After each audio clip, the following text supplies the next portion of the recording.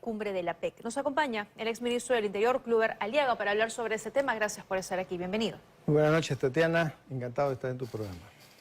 ¿Cuál sería su balance de estos primeros 30 días del estado de emergencia? Bueno, lo habíamos anticipado anteriormente. Habíamos dicho que la declaración del estado de emergencia no ha funcionado antes y no está funcionando hoy en día. Es un absoluto fracaso. Y sobre todo porque es el último recurso que tiene el gobierno para hacer frente a situaciones graves, en este caso de inseguridad ciudadana. Ya no tiene más medidas. Entonces, prácticamente ha disparado su último tiro y eso deja en la población la sensación de que tenemos un gobierno incapaz de resolver el problema de seguridad ciudadana. Le queda uno último, que de hecho se hablaba de eso hasta hace una semana, un poco más, lo mencionaba el señor Adriancén, y es sacar a los militares a la calle, pero que sean ellos los que lideren el plan contra la criminalidad y que la policía sea de apoyo. O sea, les quedaría eso, ¿no? No, bueno, yo no estoy de acuerdo con lo que dice el señor. Pero se ha planteado, el gobierno lo ha planteado, ha dicho que lo estaban viendo, lo estaban evaluando. No es en los términos que tú lo has mencionado. Cuando las Fuerzas Armadas asumen el control del orden interno, no es que desplacen a la policía. No, yo no digo eso. Sí, no es que hagan el trabajo de la policía, sino que ellos asumen la dirección. Van a liderar. Pero, sí, el tema es que cómo van a liderar un tema que no conocen. Claro. Entonces es absurdo. Lo que le corresponde a las Fuerzas Armadas es apoyar a los especialistas, a los que conocen el tema, y le corresponde apoyar en el tema de orden interno, de seguridad interna del país, es campo de la policía. La seguridad externa es campo de las Fuerzas Armadas. Cuando hay un conflicto militar externo, la policía no va a liderar a las Fuerzas Armadas, la policía va y apoya a las Fuerzas Armadas. Cuando se trata de un tema de seguridad interna, debe suceder lo propio. Y eso debe ser un mensaje, debe ser parte de la cultura de las Fuerzas Armadas y de la Policía Nacional, de apoyo mutuo, no de tratar de prevalecer unos sobre otros y sobre todo en temas donde no son competentes. De acuerdo. Y ahorita lo que estamos viendo, o lo que deberíamos en todo caso estar viendo, es policías liderando la lucha contra la inseguridad ciudadana apoyados de militares. Lo que nos ha dicho aquí, alcaldes, y lo hemos corroborado cuando salimos a las calles con los equipos, es que hay algunos militares en zonas específicas, a veces en mercados, en avenidas principales,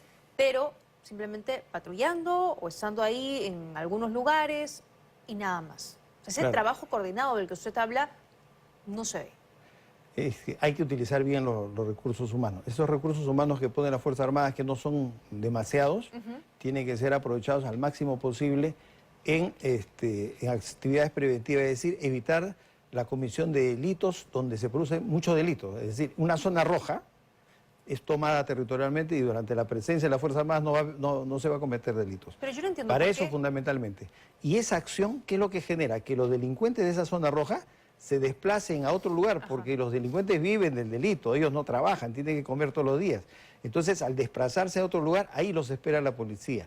¿Por qué? Porque en la zona donde la delincuencia tiene dominada, no los denuncian. Los vecinos los conocen, les tienen miedo, no los denuncian. Es más, hasta les pasan la voz y viene la policía. Entonces, ¿la estrategia cuál es? Control territorial de las Fuerzas Armadas en zonas rojas. Los delincuentes son obligados a migrar a una zona donde ya los vecinos no lo conocen ni les tienen miedo y por el contrario sí dan aviso a la policía. Entonces ese es el manejo estratégico de las fuerzas.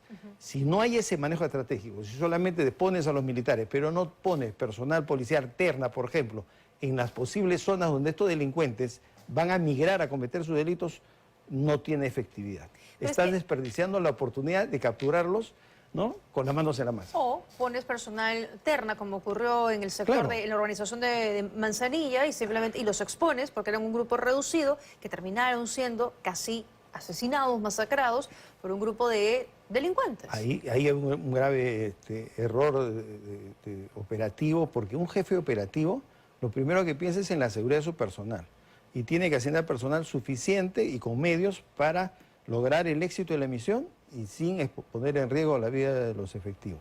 No puedes poner pocos efectivos en una zona roja de alta incidencia delictiva donde todo el barrio va a levantarse y va a agredir a 4, 5, 6, 7 policías. Eso no se hace. Me parece que ahí lo que falló es el comando operativo de esa. Estas zonas rojas de las que usted habla, que las comisarías del barrio las tienen identificadas, saben dónde están, ¿por qué no son atacadas? ¿Por qué no vemos esos grandes operativos? si estamos en estado de emergencia, donde se acerca a los delincuentes, donde haya detenciones masivas? ¿Por qué no hay eso? Por eso estoy viendo fallas en la estrategia operativa y aparte de la estrategia política, la estrategia y liderazgo del sector. En la parte operativa también hay falencias, como la que te acabo de explicar. O sea, si tú como comisario tienes el apoyo de las Fuerzas Armadas, tú tienes que hacer todo un plan para ¿qué? Aprovechar ese recurso humano y lograr golpes efectivos contra la delincuencia, utilizando personal de civil en zonas donde los delincuentes van a ser obligados a migrar a cometer delitos. Entonces, ahí ya es un manejo, digamos, de estrategia operativa de cada jefe de unidad. Ahí hay responsabilidades también de los jefes policiales de cada zona, ¿no? De cada distrito, de cada región. Ahora, si así estamos en el día 30 del estado de emergencia, me pregunto yo, ¿qué va a pasar en el día 61, cuando esta declaratoria acabe? ¿O el gobierno va a ampliarla, va a decirnos que sí están funcionando las cosas y que sí logró reducir la criminalidad? Le pido que me espere solo un minuto, tengo que hacer una rápida pausa y ustedes también, porque vamos a volver con el exministro Clover Aliaga para seguir hablando sobre este tema. Regresamos en 2024. Seguimos en 2024 conversando con el exministro del Interior, Clover Aliaga. Se ha cumplido un mes el estado de emergencia y le preguntaba yo, ¿qué va a pasar el día 61, ¿no? Cuando esto se acabe? Se ha pasado un mes y me decía usted que ha sido o está siendo un fracaso el estado de emergencia. Yo creo que no se debe ampliar más el estado de emergencia. Se deben dar facultades para que los municipios puedan hacer el gasto público, que es lo que quieren los alcaldes a fin de cuentas, ¿no? Permitir que hagan inversiones en materia de seguridad ciudadana, pero no afectar a los ciudadanos en la limitación de sus derechos fundamentales.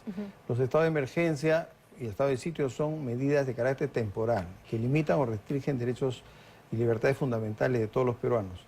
Yo creo que la acción de la policía tiene que ser mucho más inteligente, tiene que ser directa a los delincuentes, a las organizaciones criminales, y para ello se requiere optimizar la inteligencia. No solamente la inteligencia policial, la inteligencia nacional, porque la inteligencia nacional está para los intereses del Estado, y el Estado tiene tres intereses fundamentales que proteger: el territorio, el gobierno o poder, y la población.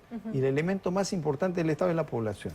De tal manera que en una situación como la que estamos, todo el aparato de inteligencia nacional y la inteligencia policial tienen que resolver el problema que es el número uno en el Perú, que es, hoy en día, que es el tema de las organizaciones criminales dedicadas a las extorsiones y a los sicariatos. Claro, es que, a ver, en cualquier trabajo, cuando uno quiere lograr un objetivo, se plantea el objetivo y ve las vías y lo que necesita para poder cumplir con ese objetivo en un plazo determinado. Aquí lo que hemos visto es que el gobierno simplemente dijo, en 60 días lo resuelvo. ¿Pero resuelves qué? ¿Cómo lo vas a hacer? Y sobre la marcha hemos visto que van saliendo iniciativas como ahora prohibir que las dos personas suban en moto, que está realizando el decreto el gobierno, y poner cámaras ahora taxis, hacer una especie de patrulleros ciudadanos. Entonces van saliendo cositas ahí que uno dice, a ver, pero ¿alguien pensó si realmente esto va a funcionar? ¿Si realmente esto tiene una estrategia detrás, un objetivo? No parece. Sí, mira, Tatiana, el tema de inteligencia es acopio de información relevante que te permita vencer al enemigo, al adversario, en este caso la delincuencia. Para copiar información, ¿qué es lo que necesitas tú? Colaboradores. Toda la población no va a brindar información por temor o porque no quieren comprometerse. Pero hay personas que sí, si tú les ofreces algún beneficio económico, van a estar dispuestas a ofrecer información. Y son de la zona roja, conocen a los delincuentes, saben quiénes son, cómo actúan. Entonces lo que se tiene que hacer es buscar colaboradores con incentivo económico para que los operativos policiales sean muy exitosos y sean rápidos y efectivos. Y evitar hacer operativos que son de impacto psicosocial, pero que no están resolviendo el problema de fondo. El amanecer seguro, madrugada segura y todos esos operativos que hacen. Ese tipo de operativos que utilizan muchos recursos, desgastan mucho personal y son poco nada efectivos. Lo que te estoy planteando yo es el trabajo de lo que se llama inteligencia operativa policial, que no está en la doctrina de inteligencia nacional.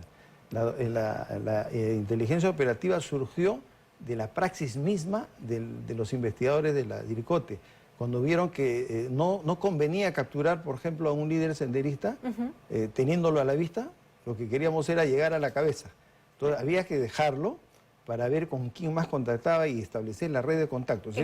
Era una estructura muy compleja. Estudiar. Y requería mucho estudio, análisis, hacer una serie de comprobaciones previas para dar el golpe. Entonces, y me refiero a ese tipo de inteligencia operativa policial que no está en los manuales de inteligencia, porque en los manuales de inteligencia hablamos de inteligencia táctica e inteligencia estratégica. Pero tenemos policías que, incluso muchos de ellos hoy están en situación de retiro, pero que tienen mucho de su expertise y que podrían aportarlo a esa situación. ¿Por qué?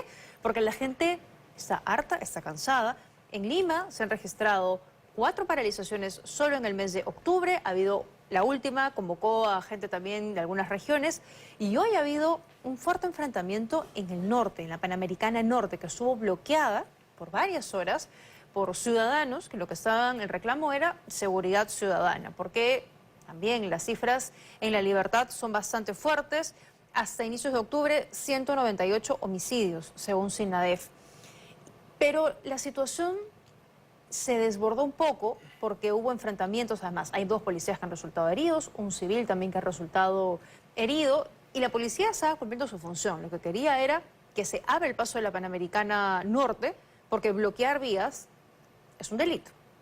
Pero aquí mi impresión, no sé qué piensa usted, es que se expone a la policía que está cumpliendo su función ante una situación que tiene que resolverla el gobierno, que es darle seguridad a la gente. Así es.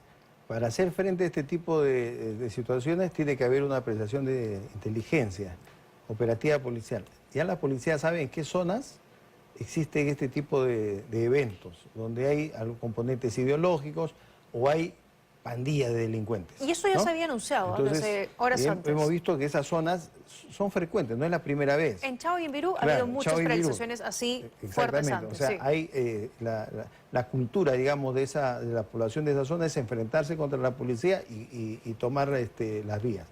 Y más o menos se sabe qué cantidad de personas intervienen.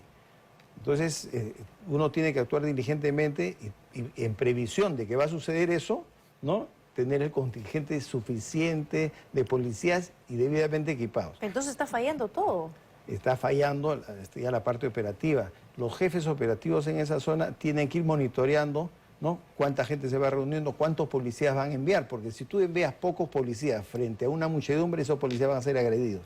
Tú tienes que imponer la fuerza del número. O sea, si tú pones un contingente fuerte de policías y bien equipados, es disuasivo y no pasa nada. Hasta los más violentos se van a quedar tranquilos porque van a ver una policía muy fuerte. Pero si tú muestras una policía débil, lógicamente ellos se van a tornar muy agresivos. Porque lo han detenido al policía. Y van a agredir a la policía.